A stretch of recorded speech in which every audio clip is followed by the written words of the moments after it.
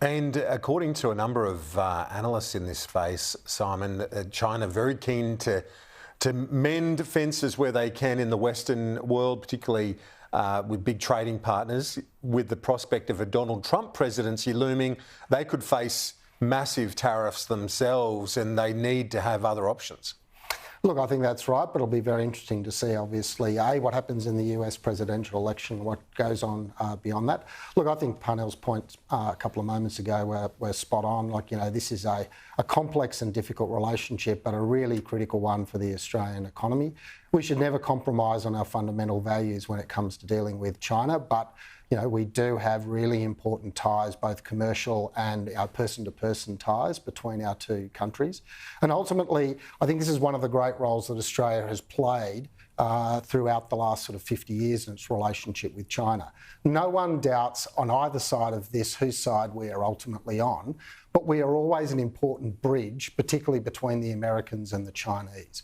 I think that's where Australia as a middle power diplomacy plays a really important role in the world. We're never going to determine those issues ultimately between those two great superpowers, but we can play a role to help them understand and to navigate those differences in a way which keeps the world peaceful, and that is in everyone's interest. Parnell, let's turn our attention to a couple of opinion polls out today.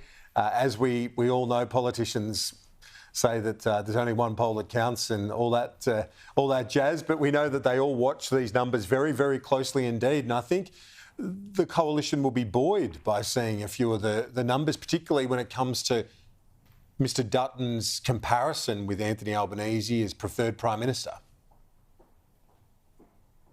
Yeah, I think we spoke about this on Friday. In fact, this is, to my mind, the electorate really embracing the realism that Dutton is bringing to debates. And of course, and Albanese won't like to see this at all. I don't think that it's going to make any difference in the party room at this stage. But of course, the Liberal Party will be very pleased to see this. It shows that the strategy of talking about the cost of living, talking about how energy plays into the cost of living, and keeping a focus on the things that are really hurting households and how we can address them in a realistic way could turn into a winning strategy for the Liberals. Perhaps not at this next election, because that's going to be tight around certain seats, but definitely the election afterwards. There's been a criticism of Peter Dutton, Simon, that he's maybe too one-dimensional, the strong man on security and so on, the former cop. But we could have a scenario, couldn't we, where the times suit having someone with that image?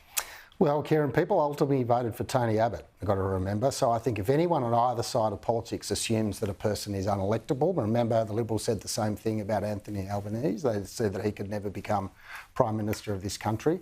I think political strategists move beyond that and focus on the fundamentals. Now, the issue for Peter Dutton is that, look, cost of living is the number one issue. Australians are doing it tough and they still haven't received their tax cuts, the reductions in their energy bills and the cheaper medicines that they'll get in a few weeks' time. So Australians are pretty cranky at the moment, and this poll certainly reflects that. The problem for Peter Dutton is that he's voted against past power pricing relief. He didn't like the form of the tax cuts that have helped particularly low and middle income Australians, and his plan for nuclear energy is going to put up the cost of energy, not bring it down. So I agree, he's talking about the right issues. The problem is he's not talking about the right solutions. Simon, Parnell, appreciate it. We'll talk to you soon. Stay with us after the break. We're standing by.